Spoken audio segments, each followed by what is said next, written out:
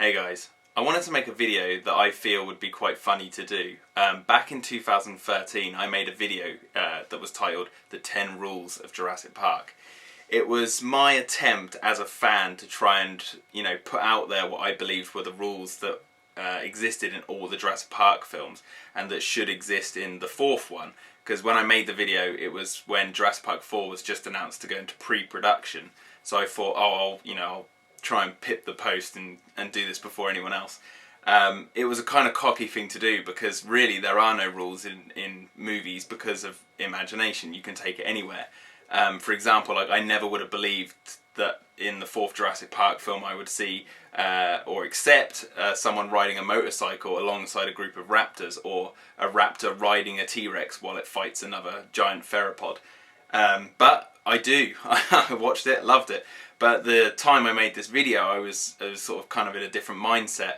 So saying that, I don't now I don't necessarily agree with all the points I made in this video, but it's funny to look back on and compare to what we actually got. So what I'm going to do is I'm going to watch the video. I've got a cup of Earl Grey here to go along with it. I'm going to watch the video and we'll go through each of the rule and see, how close Jurassic World was to these 10 rules that I put in place. It's quite funny because I'm wearing a cowboy hat and I have no idea why. Maybe I thought it was because I looked kind of like a paleontologist or something. But anyway, so we'll watch rule number 10 now and then I'll talk about it. Rule number 10. Keep the numbers of new dinosaurs low. How likely is it that John Hammond and his team found all these different types of dinosaurs? And why throw away ones that only have a small amount of screen time but still have lots of potential? I'm sure lots of fans would like to see an adult Dilophosaurus, or more of the Triceratops, but new dinosaurs drawn from the novels, like the colour-changing Carnotaurus, would be amazing, but don't overdo it. The Lost World introduced 7 new dinosaurs, and Jurassic Park 3 introduced 4. In total, that's 26 types of dinosaurs seen and noted in the film's canon. So how many more do we need thrown onto the pile? Don't have too many. The fans already love the ones we have. Use them, and use them well. Okay, so what I was talking about there was the amount of new dinosaurs that are in the franchise. I say keep it low. I'm just going to try and quickly, and this is from memory, try and remember what new dinosaurs, or should I say new animals as well, were introduced to the franchise. Well, not necessarily the franchise, but the movie universe. Obviously, Dimorphodons were introduced, and the Mosasaurus. The Indominus Rex, I guess, even though it was a hybrid, not necessarily, it's a real dinosaur, but it was like a new entity. What else did we see? Ankylosaurus were in Jurassic Park 3. Apatosaurus, obviously, how can I forget that? Apatosaurus was in there, so that's 4. I guess someone might correct me later on down the line, but I think 4 in total. All the other dinosaurs we've kind of seen before, and the ones that we didn't see in the film but were on the island, we just didn't see them in the movie. So I guess they kept to that rule. They kept the new amount of dinosaurs low because, as I said in the video, how would they, constantly find loads and loads of different types of dinosaur? However, now because in the film universe, they extract DNA from the bones of fossils of dinosaurs as well, not just from the amber mines, which is something that is actually brought up in Michael Crichton's book. The number of new dinosaurs could be limitless, and I stand today saying I wouldn't mind that, just because why limit imagination? So I don't necessarily agree with this rule, but the new film followed it. So there we go. Rule number 9. Rule number 9. 2 hours plus. Jurassic Park clocks in at 2 hours 7 minutes. The Lost World clocks in at 32 miles an hour. 2 hours 9 minutes. Jurassic Park 3 at 1 hour 34 minutes. It broke that rule, and because of that, fans were disappointed with its pacing and the small amount of time spent in the cinema drawn into the world of Jurassic Park. So make it a lengthy, worthwhile trip.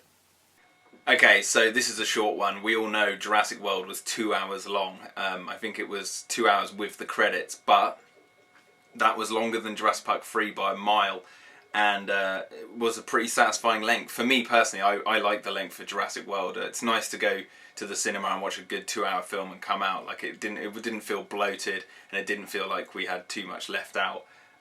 Obviously, fans everywhere like myself who watch films like Aliens and King Kong, like, we'll always shove on the extended edition because you get more footage and you get more for that world. So if they were to release like an extended version of Jurassic World in the future, I'm not going to complain because there's more stuff, but I don't necessarily see it happening. But yeah, there you go, 2 hours. So number 8. Rule number 8. Set it on an island. Yeah, a bit of a difficult one, because how many times do people get trapped on an island full of dinosaurs? Well, 3 so far, but a 4th needs to go back to the 5 deaths. The entire reason the films are set on the islands is because us, the humans, have to be lost in the dinosaurs' territory and out of our depth. If the dinosaurs are on the mainland, they're on our turf, and wouldn't pose much of a threat. Yeah, I know the T-Rex did a lot of damage in San Diego, but we've already seen the most famous dinosaur running amok in the city, so why would we want that again? Isla Nublar is the place to go back to the theme park, and maybe, well, that's just what we'll get. Okay, so I said set it on an island, and then I talk about how I wouldn't like it if a Jurassic Park film went to the mainland because the dinosaurs wouldn't pose much of a threat. I feel like the Jurassic Park 5 or Jurassic World sequel is going to go to the mainland, and I don't have a problem with that anymore. Like, as a fan back then, I couldn't imagine the dinosaurs being on the mainland, but then as I've gotten older, I thought, and since Jurassic World's come out, and it's made me question like the universe of Jurassic Park in more detail. Like we discussed it on the Jurassic Cast podcast, what if an animal was introduced to an ecosystem that it wasn't meant to be in, and then how would that sort of affect the animal kingdom that we know and us as a species. It's a very interesting concept, and has a lot of room for exploration, so I'm all for that. But it's interesting because I said go back to Isla Nublar, and that's what happened in Jurassic World. So with this rule, they nailed it. They went back to an island, and it was Isla Nublar. So there we go. Rule number 7. Rule number 7. Bring an old character back. All 3 Jurassic Park films do this, so this is a rule that must be followed. Well, who should return for Jurassic Park 4? Well, obviously Timmy. He was a dinosaur nut, he's grown up, and the actor Joseph Mazzello is an amazing actor who could make us believe Timmy would want to go back.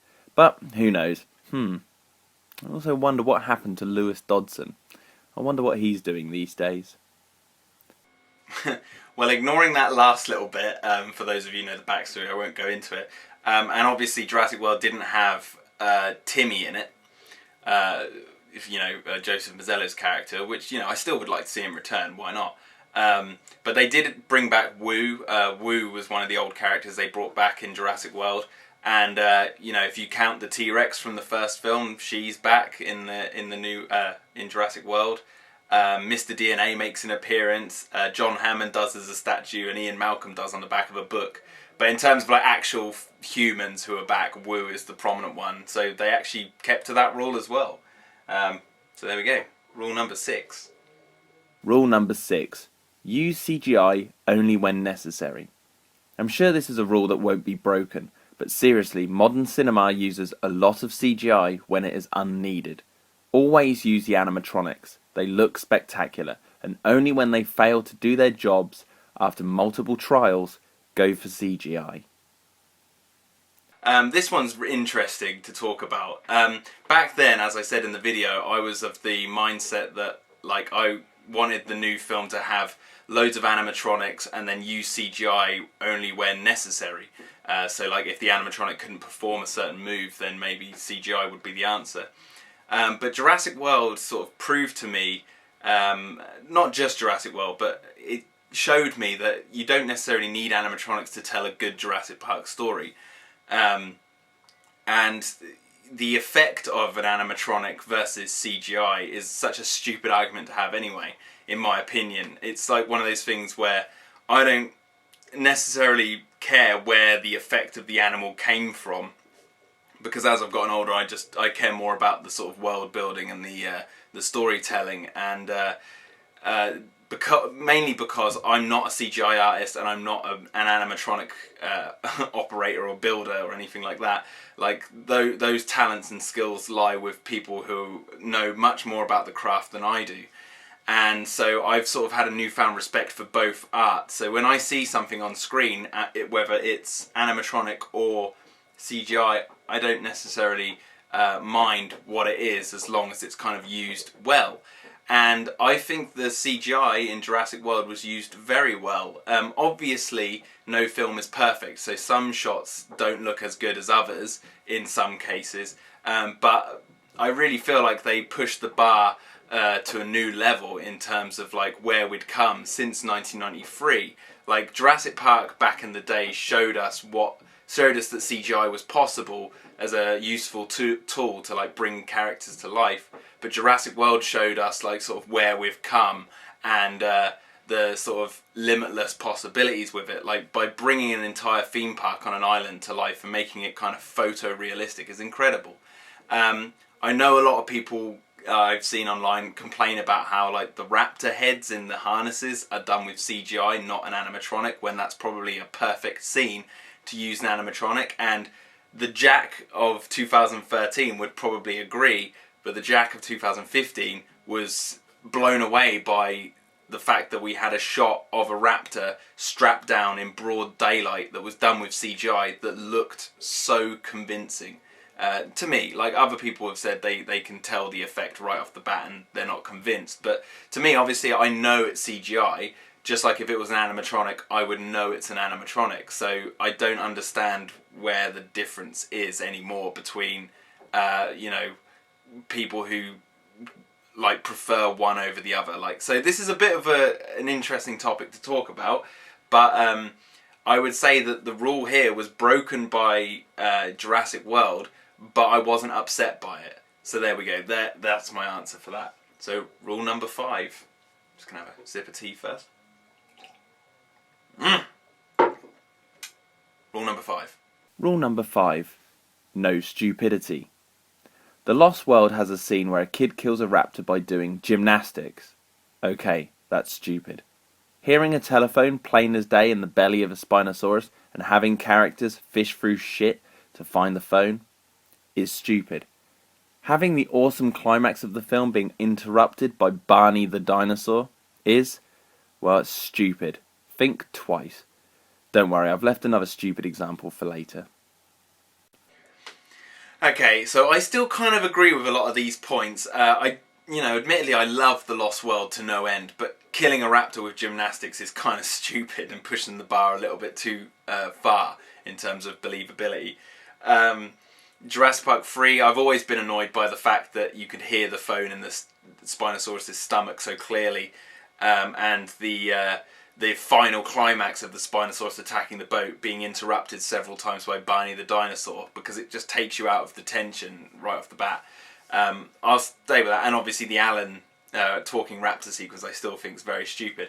But Jurassic World, and I know I sound like I'm being really biased here, but Jurassic World showed us a lot of imagery that a lot of people I've read, and there are a lot of people who will probably agree with what I'm about to say, but there are loads of people who say, like, it's silly to have raptors trained in that way, and having a raptor riding a T-Rex is silly and all this sort of stuff.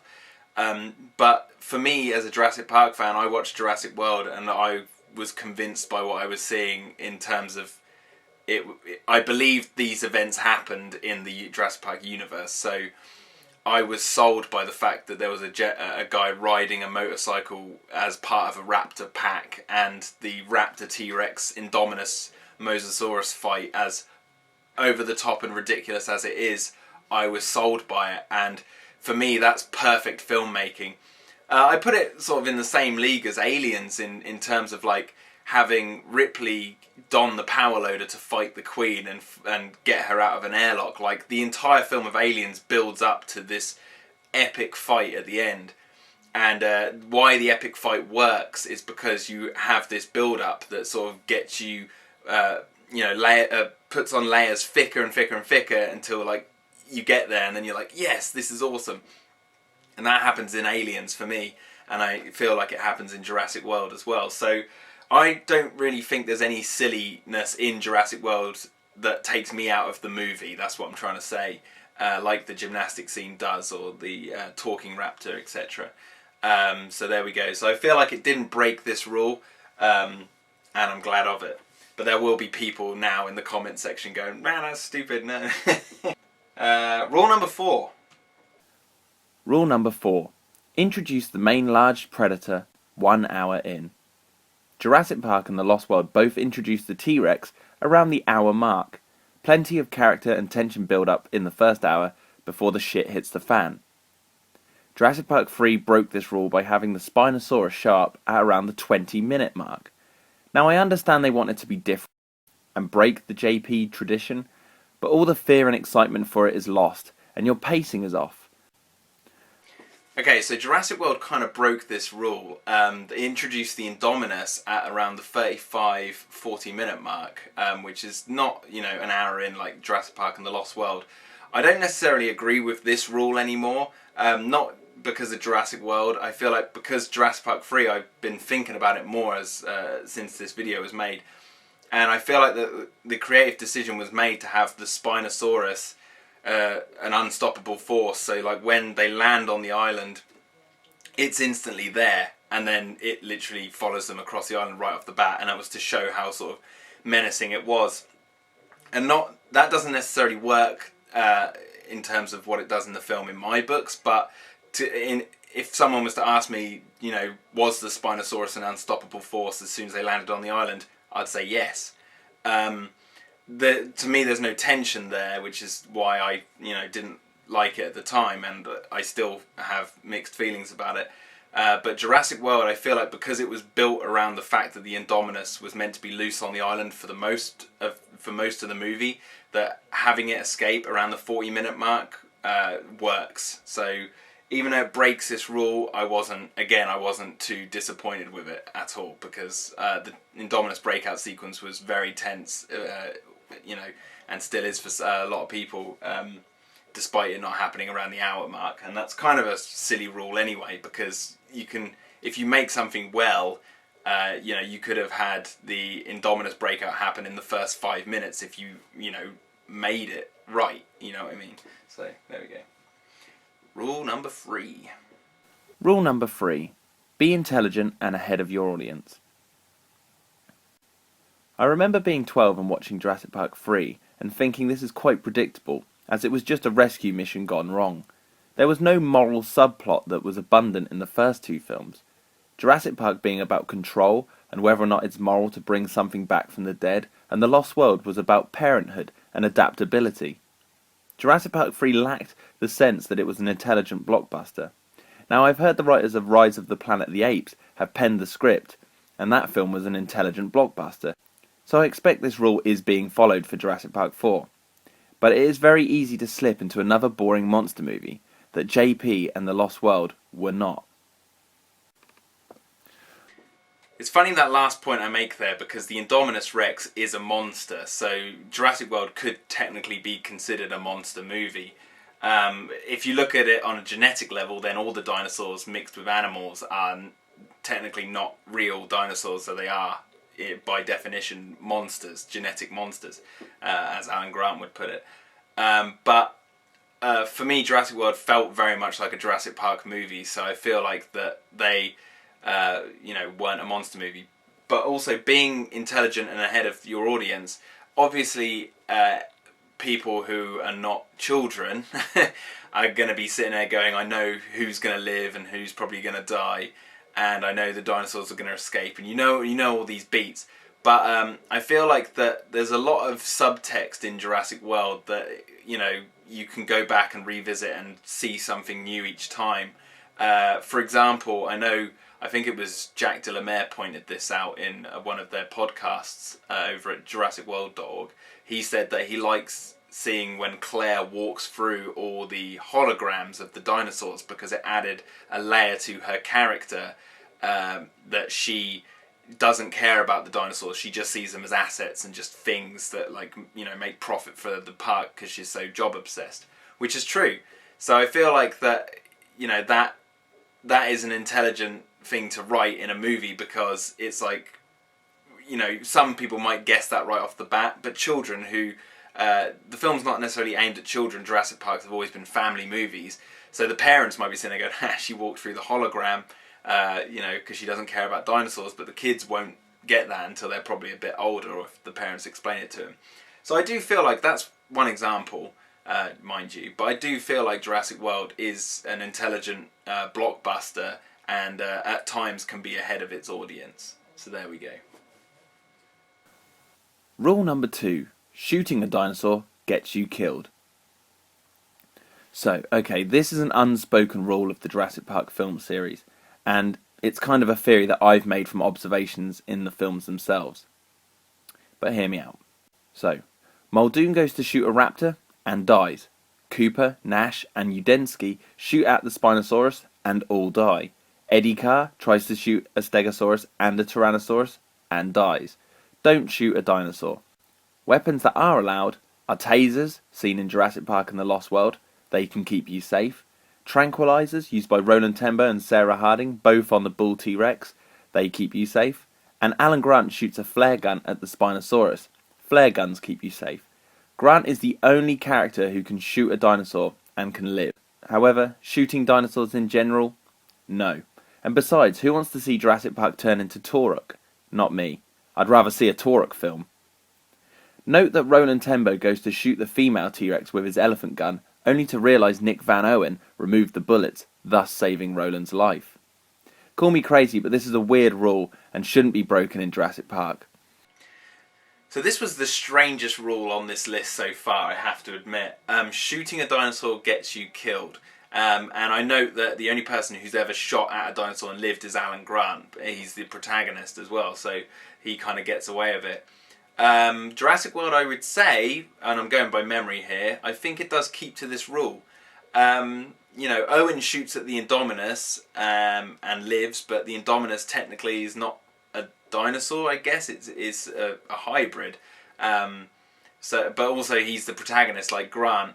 But the ACU soldiers who shoot at the Indominus, you know, obviously it's not a dinosaur, but they get chomped and killed. And the InGen soldier who shoots the Dimorphodon out of the helicopter, he's part of the team that gets you know, ransacked by the raptors. And I don't think we see, I could be wrong here, I don't think we see that bearded guy again in the movie, unless he's sitting in the helicopter with Wu around that part when he's escaping the island. But yeah, I think that Jurassic World keeps to this rule, this strange rule that I dug out. But anyway, so here we go, the last one, rule number 1. And finally, rule number 1. No dream sequences. Jurassic Park and the Lost World had no dream sequences, so why Jurassic Park 3? Well, obviously they wanted to show how terrified Grant was of the raptors, hence his dream about one being on the plane. But it just felt so out of place.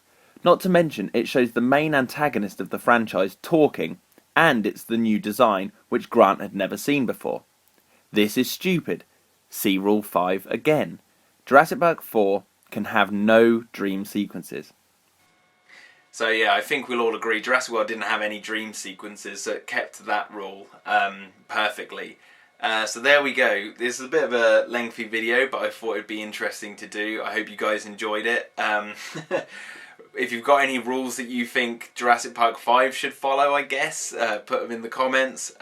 Remember to subscribe and follow my Twitter, and have a great day, guys.